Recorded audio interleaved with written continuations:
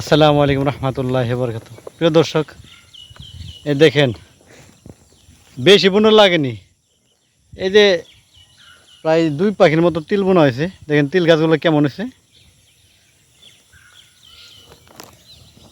আপনাদের যাদের পতিত জমিন রয়েছে আপনারা চাইলে যেরকম তিল ক্ষেত করতে পারবেন।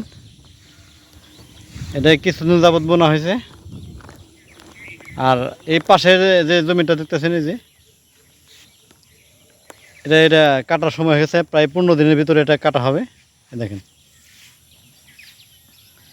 তিল একটি লাভজনক ব্যবসা। এটার বেশ দাম। আপনারা চাইলে বুনতে পারবেন। প্রতি জমিন রেখে না দিয়ে আপনারা এই তিল চাষ করতে পারেন। দেখেন কত সুন্দর ফলন, বেশ ভালো হয়েছে। প্রতিটা গাছে গাছে ফলন।